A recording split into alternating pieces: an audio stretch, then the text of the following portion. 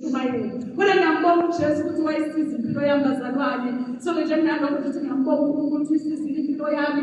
Wangenza ngakhona ukuhlala ngiyintomusha, ngahlala ngiyintombazane ehleli isiketi siqinile. Intombazane lengahambi ilala. Intombazane leginqika yodwa embhedeni 24 hours kuze kufakaze umbhede wami ukuthi la ulala intombi. Umbhede wami ufakaze kamerweni wathi la ulala intombi ngashada umshado longcwele. Hallelujah! Amen. Ngiyabonga uNkulunkulu bazalwane ukuthi kwangisiza ukuthi ngitomusha khona ukuphila impilo lengcwele. Noma endleleni ikhambe wavuka izimpi emshadweni wami. Kodwa kwangisiza ukuthi ngikhonile ukuthi ngimtomusha ngiphile impilo lengcwele. Hallelujah. Athi ngimhlolela ngakabuya uJesu wami ngiyophilela impilo lengcwele. Manje nje ngalokho ngiyambonga uNkulunkulu bazalwane ukuthi ngamukela ivangeli ukuthi nasemsebenzini ngiba umzalwane lohlukile. Nawo ukugqoka kwami ngiyahluka. Ngisho nakhona phela ukasebathi hey uyiphethe njengomuntu omdala.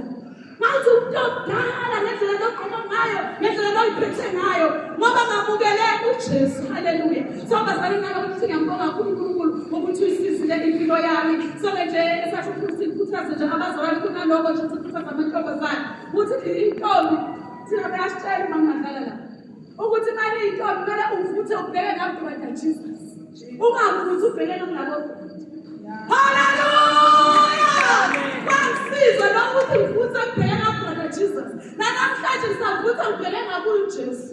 Hallelujah! Ngoba lizizwe bazalwane ikhaya labangcwele, laba bangcwele bayophuma khona. And heaven is a prepared place for prepared people.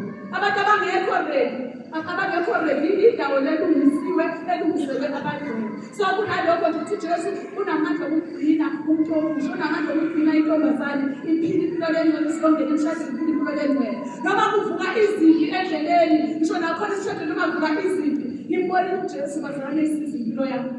Uthi uJobe uhlelo wami ukhona, uhlelo wami uyaphila. Kunomuntu uhlelethi nangisenakho konke, kodwa sekusele umasi. So nami ngiyambonga uNkulunkulu ukuthi uyisizile impilo yami. Kunalokho nje izwi leNkosi layisiza kakhulu impilo yami. Bazalwane ngiyathanda izwi. Ngiyalifunda kakhulu izwi. Mihla ngemihla ngiyalifunda izwi leNkosi. Ngibona lisiza kakhulu impilo yami. Kunezwi leNkosi laphana kuRoma 8:28. Lithi siyazi ukuthi ngoba mthandayo uNkulunkulu konke kusebenzelana kube ngokuhle.